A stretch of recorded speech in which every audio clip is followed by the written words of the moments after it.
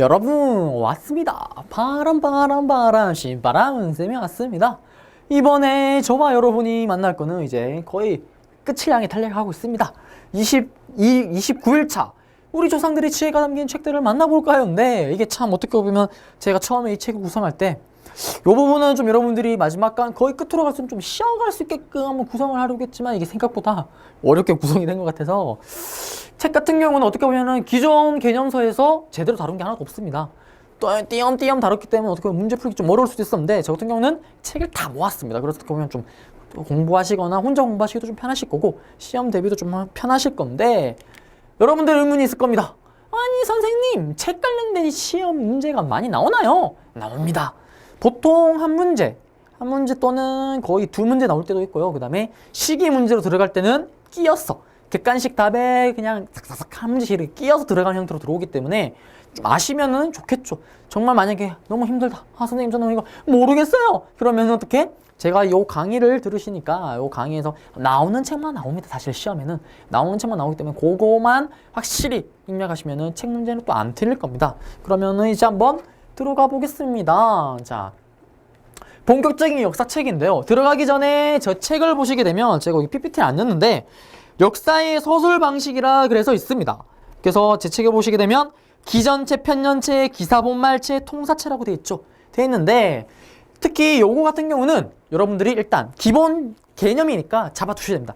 사실은 이게 설명 안 되고 제 책에도 제가 썼지만 그냥 이렇게 나열하다 보면 이게 도대체 기전체가 뭐야? 편년체가 뭐야? 헷갈리실 텐데 일단 기전체부터 한번 살펴보겠습니다. 기전체는 뭐냐면 기사, 봉기 아시지 않습니까? 봉기가 뭐냐면은 그 임금과 관련된 일, 제일 핵심이죠. 근본이 되는. 그 봉기에 있는 기를 닦고요. 기전체 할 때 전은 뭐냐면 열을 따는 거다. 열전에 있던 그 뒤에 있는 전을 따서 기전체라고 합니다. 열전은 뭘까요? 쉽게 생각하시면 됩니다. 위인전기로 생각하시면 됩니다. 위인전기. 그래서 기전체라고 하고요. 그 다음에 기전체 같은 경우는 어떻게 보면 가장 클래식한 형태죠. 그러면서 여러 가지 방면에 보시게 되면 제 책을 보시게 되면 뭐 봉기, 세가, 연표는 연대 순으로 쭉쭉 배열한 거고요. 그 다음에 지 같은 경우는 역사적 사실을 연 거고 어쨌든 이러한 형태로 해서 전체적인 걸 알 수 있게끔 구성이 된 책이고요. 그러면 편년체는 뭐냐? 편년제 같은 경우는 왕의 업적을 편년 일기입니다. 일기 쉽게 생각하시면 됩니다. 일기 요새 지금 내가 하루에 뭘 했지 이런 거를 연도대로 쭉쭉쭉쭉 써내려가는 게 편년체입니다. 그 다음에 기사본말체가 있습니다. 기사본말체는 뭐냐? 어떤 사건이 생겼습니다. 그러면 그 사건의 원인, 그 다음에 왜 생기나 발단, 시간 발단이죠. 그 다음에 전개 과정, 그 다음에 결과, 역량 이거를 쪼르륵 쓴 겁니다. 아주 상당히 체계적이겠죠. 그래서 편년체와 기전체가 가지지 못한 장점이죠. 딱 한 개 사건에 대해서 확실히 체계적이잖아요. 선생님 아까 기전체랑 이거 다 들어가잖아요. 근데 기전체나 편년체 같은 경우는 사건이 한 개 사건이 있습니다. 그 사건이 여러 가지 챕터로 나눠져 있기 때문에 중복되기도 하고요. 그 다음에 누락되기도 하는 그러한 한계점을 지니고 있습니다. 물론 전체적인 당시 정세를 파악하기에는 당연히 기전체나 편년체가 더 낫겠지만 어쨌든 체계적으로 보기에는 기사본말체가 더 낫다. 그 다음에 통사체 같은 경우는 역사의 줄거리, 즉 어떠한 시대에 구애받지 않고 전 시대, 그 다음에 당시 상황 이걸 통해서 보는 건데 통사체는 모르셔도 되겠습니다. 굳이 모르셔도 되겠고 그 다음에 강목체가 있습니다. 강목체를 보시게 되면 제 책을 보게 되면 주제별로 강, 그 다음에 소제목별로 뭐 세목별로 목이라고 되어 있는데 선생님 이것도 무슨 말입니까? 강이랑 그 다음에 목 이거는 무슨 말이냐면 쉽게 생각하시면 됩니다. 뉴스로 보시면 뉴스 신문기사 헤드라인이 떴습니다. 제가 우주에서 제일 사랑하는 소녀시대 유나와 저 은동진 기사가 떴습니다. 열애설이 떴습니다. 은동진과 유나 미래 끝에 일본에서 발견되다 이렇게 딱 떴습니다. 기사가. 그러면 여러분들이 그게 헤드라인이죠. 그게 바로 강입니다. 그 다음에 그러면 목이 뭐냐면 그 세부적으로 유나랑 은동진이 몇 시에 몇 분에 어떤 비행기를 타고 일본에 가서 관광을 한 후에 다시 한국으로 와서 또 유럽으로 갔다 이런 식으로 세세하게 상세되는 게 뭐다? 목입니다. 그게 바로 뭐다? 강목체 되겠습니다. 이렇게 해서 역사 편찬세는 이제 서술 방법에 대해서 기본적으로 머릿속에 박아 두시고요. 그 다음에 이쪽 문제가 정말 치졸하게 나오면 한도 끝도 치졸하게 나옵니다. 이 책이 기전체냐 아니면 편년체냐 이런 걸 막 물어봅니다. 그렇기 때문에 제가 강의를 하면서 책 부분에 이 책은 좀 중요하다 그러면은 그 책에 대해서는 좀 디테일하게 아셔야 되겠습니다. 자, 그럼 본격적으로 들어가 보겠습니다. 제일 먼저 당연히 시기 순으로 했었고요. 역사책부터 볼 텐데요. 역사책 중에서 이제 삼국시대 역사서입니다. 이거는 제가 뭐 따로 설명 안 하겠습니다. 왜 그러냐면 다 기억나시죠? 역사책이라는 건 다 뭘까요? 내가 잘났으니까 내 잘난 걸 어떻게 기록으로 남기고 싶잖아요. 그래서 각 왕들의 정성기 때, 근초고왕 때, 진흥왕 때 책이 편찬되고 우리 영양왕은 언제였죠? 아주 영양가 있던 왕, 수나라를 물리쳤던 그 왕이죠. 그래서 요때 이렇게 책이 있었는데 안타깝지만 현재까지 책이 남겨지지 않습니다. 그리고 여기는 책 파트라기보다는 이게 특히 근초고왕의 석이나 진흥왕 국사 같은 경우는 근초고왕 문제에서 나오겠죠. 그 다음에 진흥왕 같은 경우는 진흥왕 관련된 문제에서 진흥왕의 업적으로 나오겠죠. 그렇기 때문에 이렇게 아시면 되겠고요. 자, 그 다음 이제 고려시대로 가겠습니다. 역사책 중에 문제 중에서 가장 또 클래식하면서도 쉽게 나오는 문제가 바로 요 삼국사기와 삼국유사를 비교하는 문제 되겠습니다. 혹시 기억나시나요? 삼국사기는 책이 사기다. 에라 이런 사기다. 특히 책 쓴 사람이 누구다? 이런 푸식 덩어리 김부식이 썼다. 책이 왜 사기라고 했었나요? 기억이 나시나요? 단군 신화 내용이 있다 없다? 없다 그랬죠. 그때만 그렇게 막 설명하고 넘어갔었는데 이제 본격적으로 들어가 보겠습니다. 그러면 우리 책을 쓴 사람이 누구냐면 김부식입니다. 김부식은 대표적인 문벌 귀족이죠. 이 당시 시대가 어떤 상황이냐? 거란족의 침입이 있었고요. 그 다음에 금나라가 형님으로 모시라고도 하던 금나라가 형님으로 모시라 하기는 전이지만 어쨌든 금나라의 힘이 강해지고 있고 그 다음에 이자겸의 난까지 겪었습니다. 그러면서 고려 상황이 어떨까요? 정말 혼란스러운 그러한 상황이겠죠.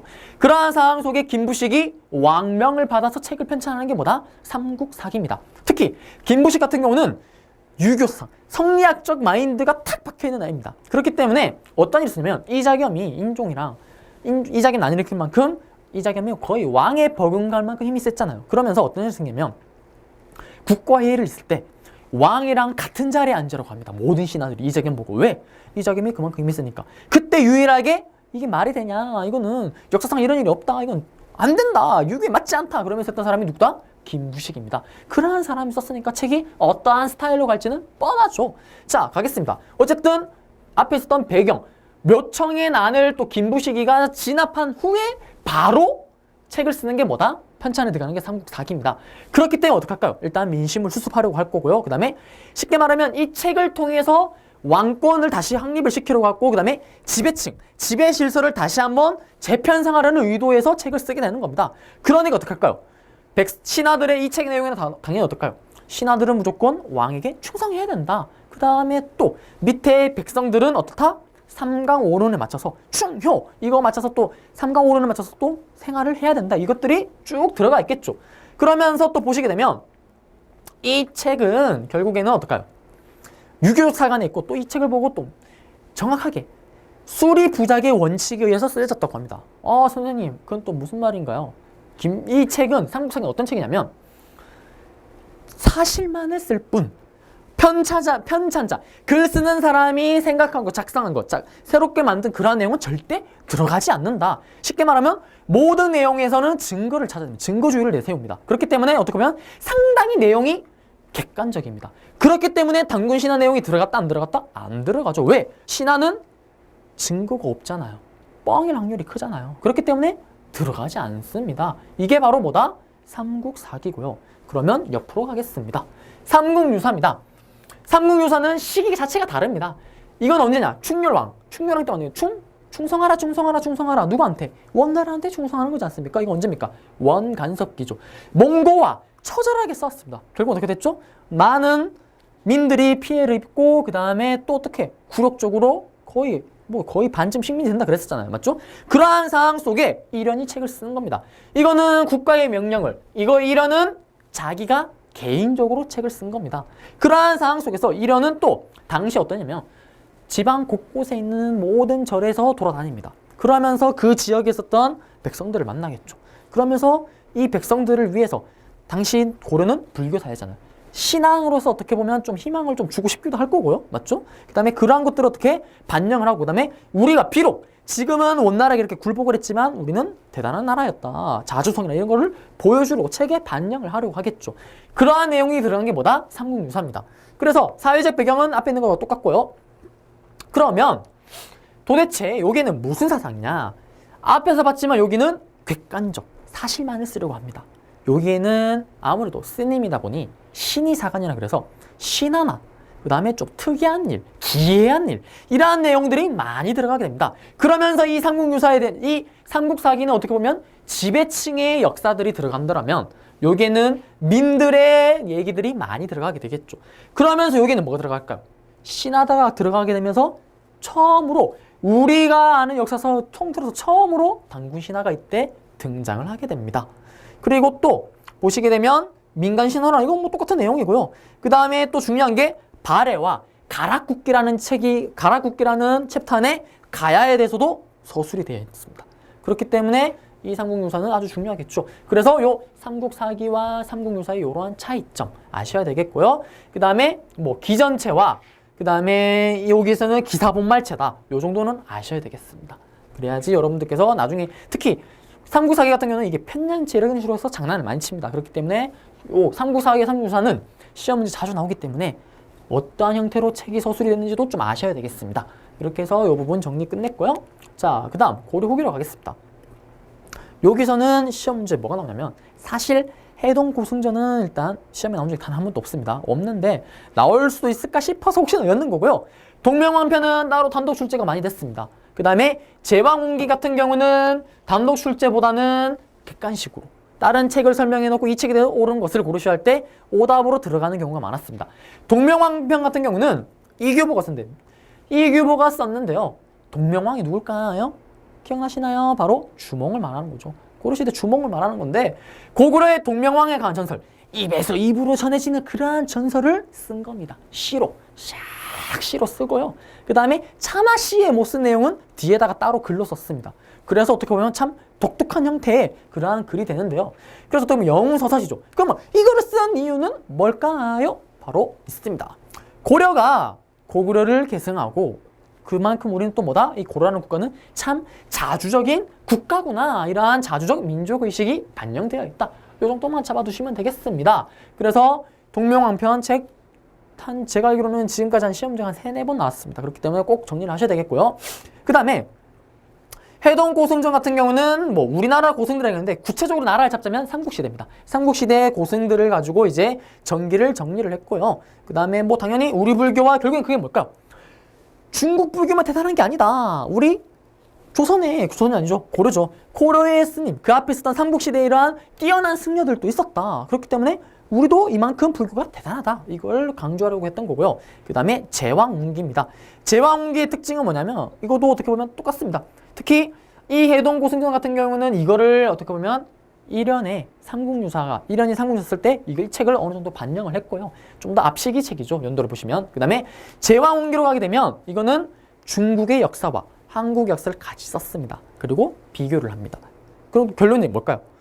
중국의 역사만큼 우리 이 역사도 참 대단하구나. 그러면서 중국과 한국을 대등하게 보러 가고요. 그 다음에 중요한 거는 발해를 어떻게 최초로 한국사에 편입을 하였다. 선생님 이거 왜 해야 되나요? 사실은 제왕운기는 밑에 오답으로 나오기 때문에 정말 힘들다. 그러면은 제왕운기라는 책이 요 시기에 있었구나 정도만 아시면 되겠습니다. 고려 후기에 있었던 책이구나. 이 정도만 아셔도 성공하시는 겁니다.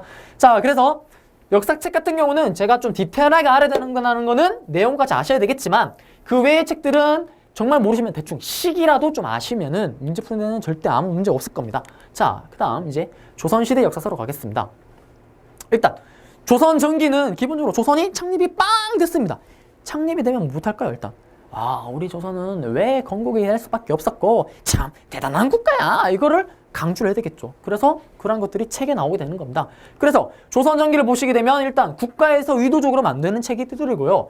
그 다음에 왕조의 정통성에 대해서 엄청 집착을 합니다. 그래서 고려국사라는 책을 보시게 되면 고려의 역사죠. 고려의 역사인데 고려를 엄청 욕합니다. 왜? 욕을 해야지만 조선이 명분을 얻고 정당성을 얻기 때문에. 그래서 결국에는 이 책 너무 잘못됐다. 그래서 나중에 뒤에 가서 새로 고려 역사를 새로 씁니다. 책을. 어쨌든 이러한 책이 있었구나만 아시면 되겠고요. 안타깝지만 이것도 일단 시험에 출제된 건 단 한 번도 없습니다. 그래서 그냥 이런 게 있구나만 아시면 되겠고요. 그 다음에 또 이어집니다. 아까 앞에서 봤던 것처럼 정도주 쓰는 고려 국사가 너무 엉망입니다. 쉽게 말하면 온갖 욕을 다 하는 거죠. 그래서 야 그건 좀 너무 심했다. 세종대왕 때 다시 좀 써라. 그래서 고려사를 통해서 좀 다시 쓰려고 하고요. 여기 보시면 수정을 한다 그랬죠. 그래서 다시 쓰기도 하고요. 그 다음에 고려사전류, 그 다음에 동국통감. 여기서는 시험에 고려사전은 나온 적이 없습니다.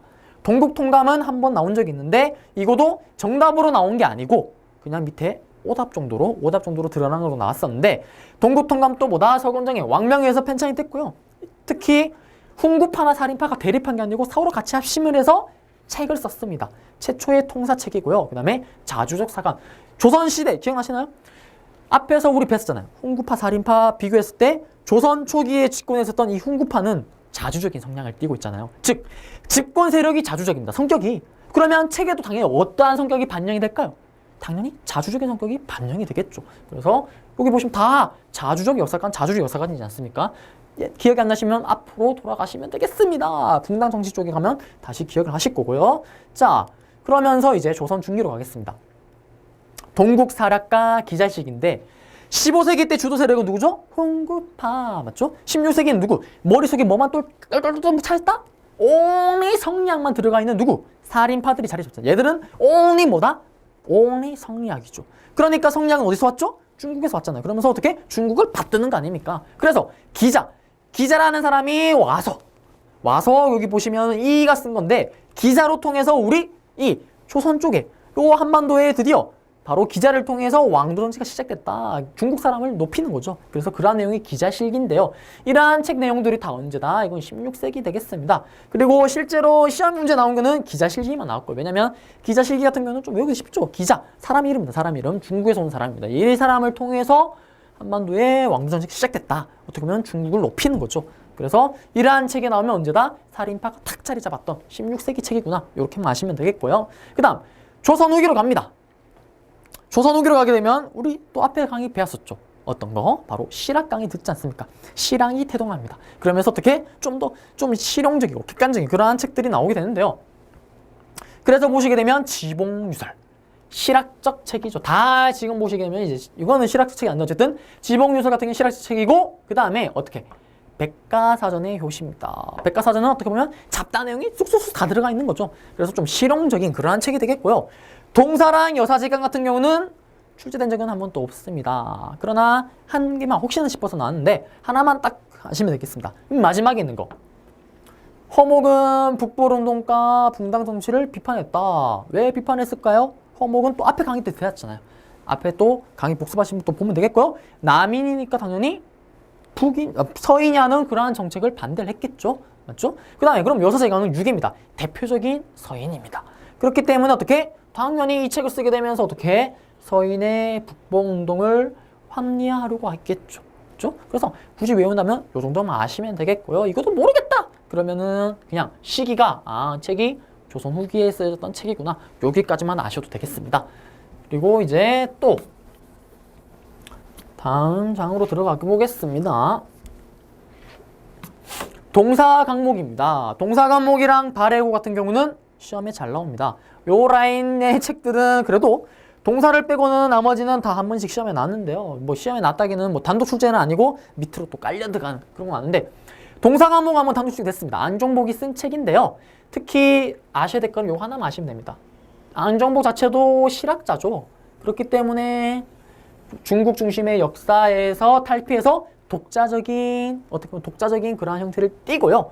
그렇지만 한계점이 있습니다. 한계점은 고구려와 발해 역사를 배제한 한계를 지닙니다. 선생님 동사 과목에 발해 역사 쓰여 있던데요?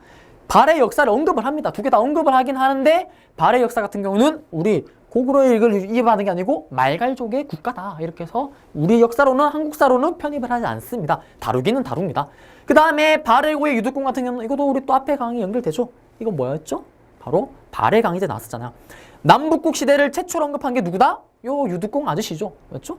위쪽에 고씨가 망하고 백제 부여씨가 망하고 남쪽에는 신라 김씨가 있으니 북쪽에는 누구? 대씨, 발해가 있구나. 이래서 남북국이구나. 이거 했던 게 바로 유득공이죠.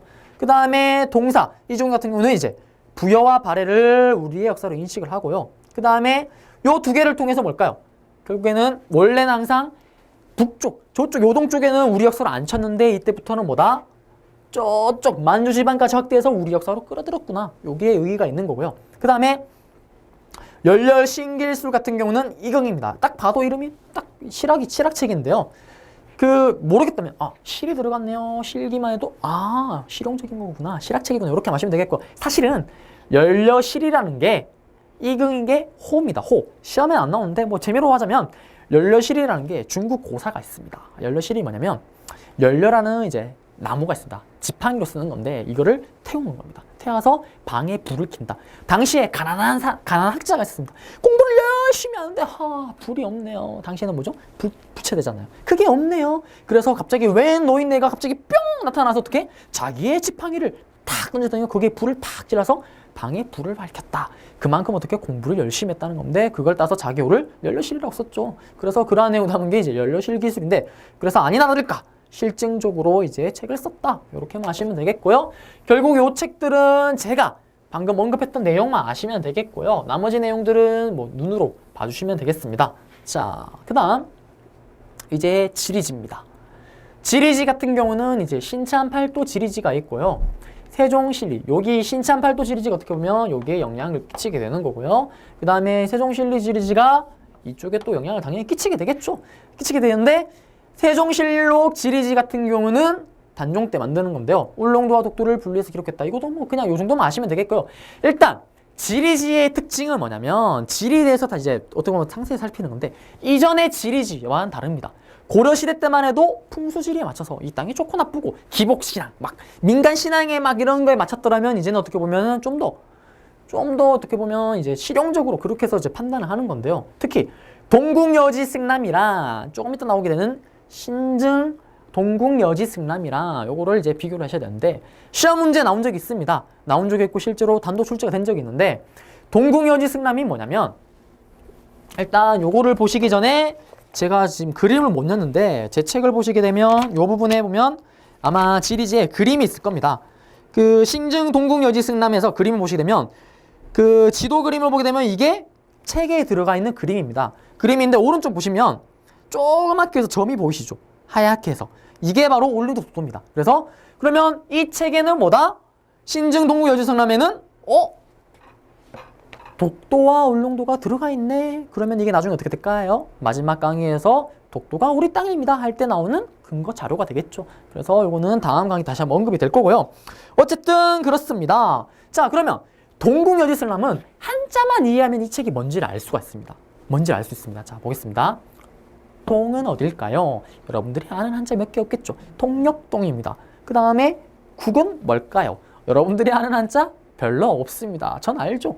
바로 나라국밖에 없겠죠. 동쪽에 있는 국가 누굴까요? 조선입니다. 그 다음에 여는 한자로 뭐냐면 수레여입니다. 수레를 질질질질 끌고 가는 거죠. 쉽게 말하면 뭘까요? 도로가 어떻게 돼 있냐 이걸 보는 거겠죠. 그 다음에 지는 뭘까요? 여러분들 아는 한자 별로 없습니다. 땅지 되겠습니다. 이 땅은 어떻고 저 땅은 어떻고 이 땅 비옥하구나 이런 내용이 들어갔겠죠. 그 다음에 승은 뭐냐면 경치승입니다. 여기는 경치가 좋구나 저기는 경치가 나쁘구나 이런 내용이 들어갔겠고요. 그 다음에 람은 뭐냐면 볼람입니다. 봐야 되겠죠. 그런 것들을 다. 그러면서 이런 내용이 들어간 건데 그래서 보시게 되면 군년의 연령이라든지 예를 들어서 선생님의 고향 대구가 있습니다. 그러면 이 대구가 언제부터 이름이 대구였고 여기에는 뭐가 잘 나고 여기에는 또 어떤 것들이 특산물이 있고 여기에는 인구가 얼마고 이런 내용이 다 들어간 게 뭐다? 동국여지승남입니다. 그러면서 이거를 추가한 게 뭐다? 신증, 새롭게 새롭게 증간, 새롭게 쉽게 말하면 내용을 추가했다. 그래서 신증 동국여지승남입니다. 그러면 시험에 나오면 선생님 동국여지승남이랑 신증 동국여지승남 비교를 해야 되나요? 구분해야 되나요? 당연히 둘 중에 하나만 나오겠죠. 객관식 답에 깔려도 둘 중에 하나만 들어가겠죠. 당연히 두 개 안 들어가겠죠. 맞죠? 그럼 여러분들이 이게 재밌는 게 뭐냐면 그러면 여러분 제가 지방 장원급제를 했습니다. 에헤이 하면서 어떻게 지방으로 발령을 받아서 갔습니다. 생판 모르는 저는 대구 토박이 이제 지금 서울에서 열심히 살고 있지만 대구와 서울밖에 모릅니다. 그랬는데 갑자기 광주 사또를 시켰습니다. 광주 갔습니다. 아는 게 있을까요? 없을까요? 하나도 없습니다. 맞죠? 그러면 뭘 봐야지 제가 가는 이 관리라는 이 도시에 대해서 잘 알 수가 있을까? 광주에서. 이 책을 보는 거겠죠. 신릉동국여지승남을 가져와라. 그래서 어떻게 착착착착 보는 겁니다. 그러면 어떻게 파악이 되겠죠. 그래서 이게 나중에는 뭐 수령이 파견했을 때, 관리들이 파악했을 때 그 지역을 파악할 때 썼던 책이다. 여기까지만 아시면 퍼펙트하겠습니다. 그래서 이러한 내용이 들어갔으니 가능하겠죠. 그 다음에 동국지리지나 택리지나 아방강령. 택리지 같은 경우는 여러분 많이 아시죠? 뭐 문과를 옛날에 선택하셨거나 지금 뭐 학생이신 분들은 뭐 지리 강의를 들으시면 아시겠죠? 택리지 같은 경우는 동수지리에 맞춰서 여기 산수는 좋구나. 그 다음에 지리가 여긴 좋구나. 그 다음에 생리. 여기는 경제적으로 좀 좋은 지역이구나. 이렇게 구별하는 건데 그래서 사람들이 살기 좋은 곳을 이제 기술을 한 거고요. 그 다음에 아방강역 같은 경우는 정량형 쓴 건데 이거는 뭐냐면 옛날 지명들 있지 않습니까? 이거를 다 조사를 하는 겁니다. 그 다음에 또 그 지명에 대해서 예를 들어서 뭐 틀린 게 있다. 그러면 그거를 찾아내는 거죠. 그래서 아방강역이고 여기서 시험에 나온 거는 신증 동국 여지설만 나왔고요. 그 다음에 택리지 같은 경우는 기억나시나요? 조선 후기 그 경제를 할 때 선상들, 배 타고 상업을 했던 그 성상들이 활발했구나 했던 사료가 나왔던 게 이 택리지의 사료였습니다. 그렇기 때문에 어떻게 보면 뭐 나왔다고 볼 수도 있겠죠. 아방강역 같은 경우는 객관식으로 한번 나온 적이 있고요. 동국지리지는 나온 적이 아직 없습니다. 그래서 어쨌든 이렇게만 아시면 되겠고요. 자, 이제 농어로 가겠습니다. 농업인데 선생님 이건 책이 아니잖아요. 시험에 나와서 선생님 한번 넣어봤습니다. 자, 일단 고려 전기 때는 우경에 의한 기피가리, 신경법이 일반화됩니다. 선생님 기피가리가 뭔가요? 그 다음에 윤작법이 있습니다. 선생님 윤작법이 뭔가요? 직파법은 기억나시죠? 직파법은 뭐죠? 이양법이랑 다르게 직파법은 제가 쌀농사를 짓습니다. 그럼 어떻게? 씨앗을 바로 그냥 땅 위에 직접 팍팍팍 던지는, 맞죠? 그게 바로 직파법이었고요. 그러면 기피가리와 윤작법 한번 설명 가볍게 빠르게 한번 해보겠습니다. 네. 일단 기피가리는 뭐냐면 자, 그림을 한번 그려보겠습니다. 흙이 있습니다. 자, 선생님이 좋아하는 복숭아를 심었습니다. 복숭아가 자랐습니다. 웃겠죠? 복숭아가 열렸습니다. 그럼 어떻게? 제가 먹습니다. 먹고 어떻게 할까요? 또 복숭아를 좋아하니까 어떻게? 복숭아를 또 심어야 되겠죠. 그러면서 어떻게? 여기를 심고 또 심었습니다. 근데 문제는 뭐냐? 요놈의 복숭아 어린이가 여기에 있는 흙 양분을 다 빨아먹었겠죠? 그 다음에 제가 뽑아 먹었습니다. 그 다음에 요 자리에 또 복숭아를 심었습니다. 그러면 어떻게? 제대로 농사가 될까요? 안 될까요? 안 되겠죠. 왜? 얘가 양분을 다 빨아먹었으니까. 그럼 어떻게 될까요? 양분을 안 빨아먹은 요 밑에 땅, 요 싱싱한 땅 어떻게? 빡빡빡빡빡빡 갈아서 요 땅이랑 섞어주면 어떻게 될까요? 또 이렇게 복숭아가 스마일하게 웃겠죠. 맞죠? 그래서 그게 바로 기피가리입니다. 깊게 가는 겁니다. 깊게 가려면 어떻게 가야 될까요? 소로 갈면 깊이 갈리겠죠. 그래서 어떻게? 이렇게 한번 깊게 가는 거. 다른 말로 뭐? 깊을심, 신경법. 깊게 가는 경작법이라 해서 신경법 똑같은 말입니다. 이렇게도 하고요. 그 다음에 윤작법은 뭐냐면 한자로 치면 윤, 수레바퀴 이루는입니다. 톱니바퀴 돌아가듯이 수레바퀴 따라라 떼구르떼구르 잘 굴러가듯이 그렇게 농사를 짓는다는 건데 이게 뭐냐면 농경지가 요만큼 있습니다. 이거를 정확하게 3등분합니다. 그래서 올해 농사 지을 때는 여기 3분의 2만 농사를 짓습니다. 3분의 1은 쉽니다. 휴식을 합니다. 그 다음에 다음 해에 기피가리처럼 또 농경지가 어떨까요? 땅이 비옥하지 않겠죠. 그러면 어떻게 할까요? 이번에는 여기 3분의 1을 농사를 짓습니다. 땅을 썼겠죠? 그러면 여기 3분의 1은 땅을 쉽니다. 이런 식으로 어떻게? 쉬지 않고 돌아가면서 계속 농사를 짓는 거죠. 만약에 한 번에 다 심으면 어떻게 될까요? 다음에 농사를 제대로 지을 수가 없겠죠. 그래서 비록 3분의 1을 쉬더라도 이게 더 장기적으로 봤을 때는 이득인 겁니다. 그래서 그게 바로 뭐다? 윤작법이고요. 집합법 아까 설명했고요. 그 다음에 고려 후기로 가게 되면 일부 지역에 모내기법이 처음으로 도입이 됩니다. 근데 뭐 이건 너무 많이 나왔었죠. 이게 본격적으로 활성화되는 언제다? 조선 후기라 그랬죠. 그 다음에 시비법. 시비법 뭐냐면 거름입니다. 거름을 줘서 농사의 땅의 비옥도를 높이는 거고요. 그 다음에 중요한 건 이거죠. 문익점 아저씨가 뭘 가지고 온다? 목화. 어디에? 부통에 담아서 가져오잖아요. 맞죠? 그러면 항상 그렇죠. 우리 광고처럼 빠른 LTE 광고 기지구 만들면 어디부터 만든다? 서울 수도 대도시부터 만들고 지방으로 칙 빠져나가잖아요. 항상 뭔가 들어왔다. 그러면 어떻게? 보급되는 데는 바로 보급이 될까요? 아니죠. 시간이 걸리겠죠. 그것처럼 복과가 이때 고려시대 때 들어왔으면 고려 후기 때 들어왔으니까 당연히 보급이 되는 건 언제일까요? 조선시대겠죠. 맞죠? 그거 아시면 되겠고 그 다음에 해안지역 접수식 개척했다. 뭐 이 정도 아시면 되겠고 중요한 건 이겁니다. 농삼지교. 농경책은 나오는 거 딱 3개만 있습니다. 특히 3개만 있는데 그중에 오답으로 제일 많이 나오는 게 요 농상집요죠. 원나라에서 선생님 책 이름 못 외우겠어요. 자 쉽게 갑니다. 농경에 관련된 책을 집대성했지만 시간이 없으니까 어떻게? 빠르게 요약했다. 요약해 쓰는 게 어떻게 할까요? 시기가 빠르겠죠. 다시 한번 요약했다. 농상집요. 농경에 관련된 거를 어떻게? 집중적으로 요약했다. 그러니까 어떻게? 빨리 나왔다. 그래서 고려시대 때 나온 책입니다. 그래서 농경책 중에는 제일 빠른 거죠. 어떻게 보면 이거는 어디서 만들었냐면 원나라에서 수입을 한 겁니다. 원나라에서 누가? 우리나라 고려 사람이었던 이암이 이거를 직수입합니다. 그러면서 농사를 짓게 되죠. 특히 재밌는 거는 이 책에는 뭐가 강조된다? 양잠에 대해서 많이 다룬다. 양잠은 뭐냐면 이 목화죠, 목화. 그래서 이러한 것들이 이 책을 통해서 또 어떻게 될까요? 이 책이 또 바로 가져갔습니다. 수입을 했어요. 그럼 어떻게 또 온 지역에 다 바로 퍼질까요? 또 퍼지는데 시간이 걸리겠죠. 그러면서 이런 것들이 드러나는 건 언제다? 조선시대다. 이렇게 나오시면 되고, 중요한 건 뭐다? 요 농상집요는 언제다? 고려시대 때. 원나라 책인데 원나라에서 누가? 고려 말에 이암이 가지고 왔다. 요거만 아시면 됩니다. 그래서 농상집요는 뭐? 집중적으로 요약했다. 그래서 언제? 요약했기 때문에 체계를 만들기 쉽겠죠. 그래서 고려시대에 나왔다. 이렇게 기억하시면 되겠고요. 이제 본격적으로 책을 들어가겠습니다. 자, 조선 전기에는 어떤 책이 들어왔냐? 시비법 이제 더 발달하겠죠. 그러면서 이제 농경지 쉬는 게 없습니다. 그 다음에 모내기법이 이제 남부지방에 확대 실시되고 전국적으로 활동되는 건 언제다?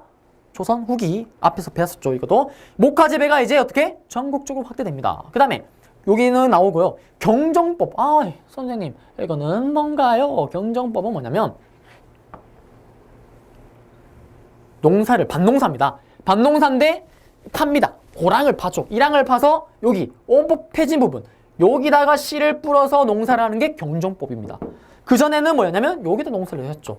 그러면 여기다 짓고 여기도 이게 무슨 차이인가요? 씨를 뿌리면 여기다 뿌리면 어떻게 될까요?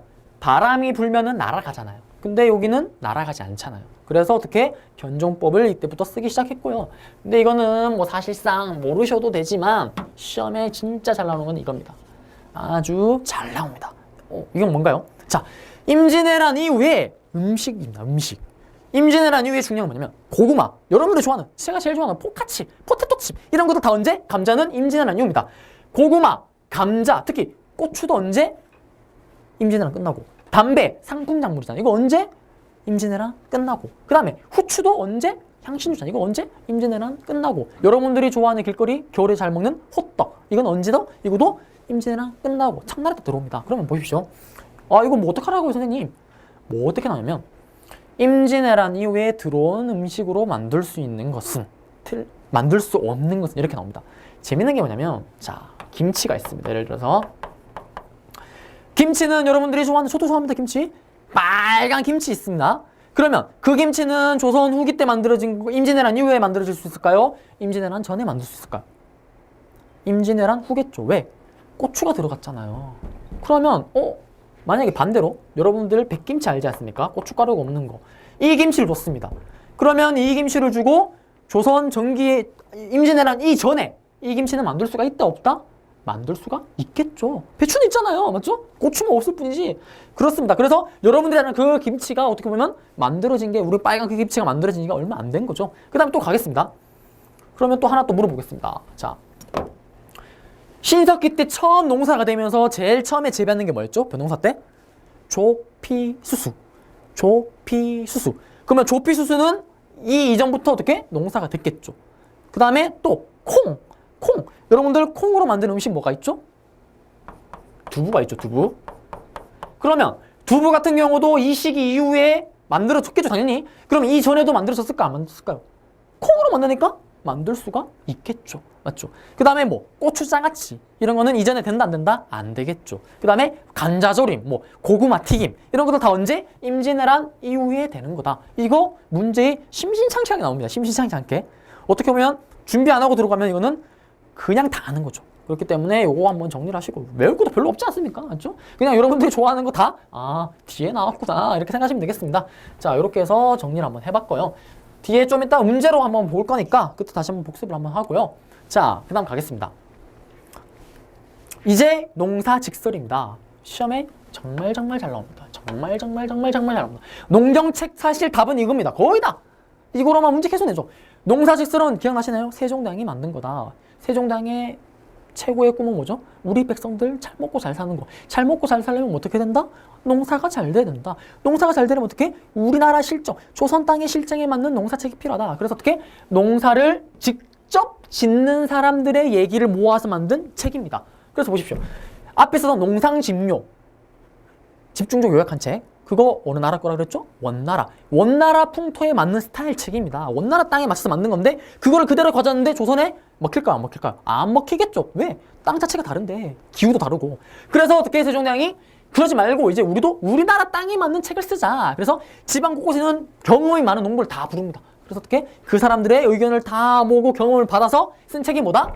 농사직설이다. 시험에 아주 잘 나옵니다. 꼭 아셔야 됩니다. 농사를 직접 짓는 사람들 얘기를 들었다. 이거 누구? 백성들을 사랑하는 세종대왕 때 했던 책이다. 그 다음 금양장로 같은 경우는 그냥 이런 책이 있었구나만 아시면 되겠고요.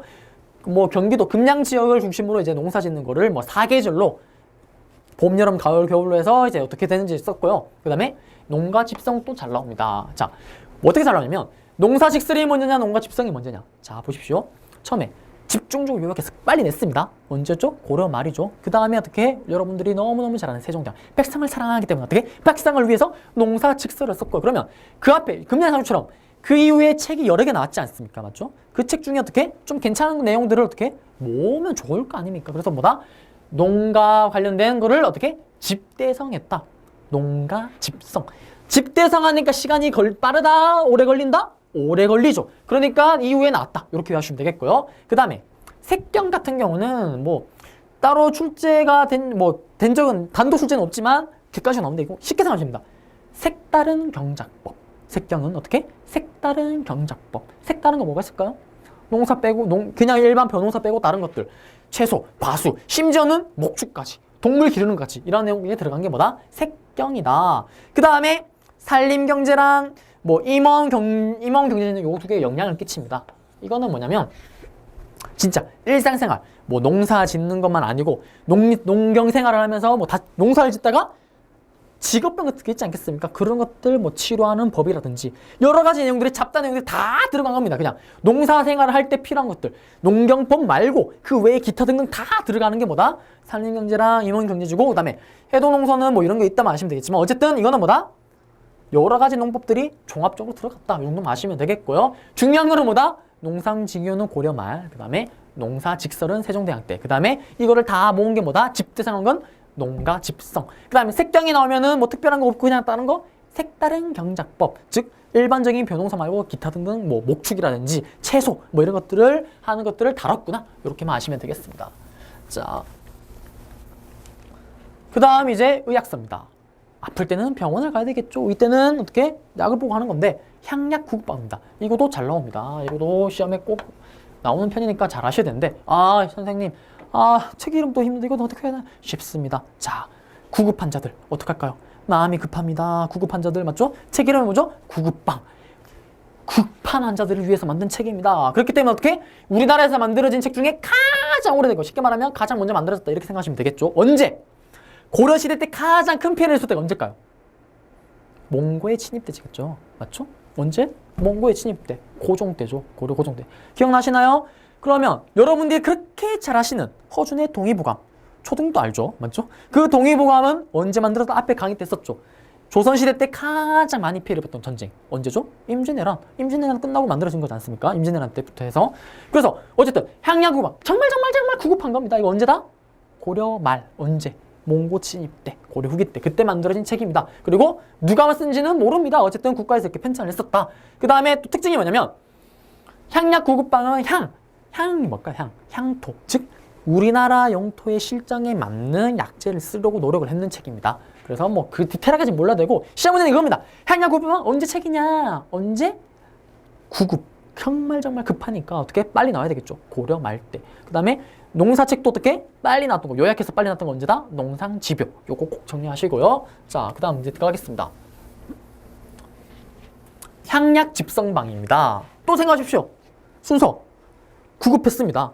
구급한 거 끝나면 어떻게? 아까 농사도 그랬죠. 급하게 요약했습니다. 그 다음에 직접 일하는 사람 얘기를 들었죠. 그러면서 중국 스타일, 그 다음에 우리 스타일. 이거 어떻게? 합쳐야 되겠죠. 농가, 집성 나죠. 집대성하는 거 똑같습니다. 구급하게 했지만 이제 어떻게? 그런 내용들을 정리 다시 모아야 되겠죠. 향약 집성방입니다. 이거 언제 때? 또 쉽게 생각해요. 아, 우리 백성들을 위해서 이렇게 또 사랑스럽게 할 수 있는 왕 또 누구 있다? 노중래가 썼지만, 노중래에 비해서 여러 명이 썼지만 바로 세종 때입니다. 그 다음에 이거도 세종 때죠. 태산효로 모르셔도 됩니다. 이건 태산효로에 뵀을 때 임산부들이 뭐 갖춰야 되는 그러한 내용이고요. 의방유치 같은 경우는 한번 나온 적이 있습니다.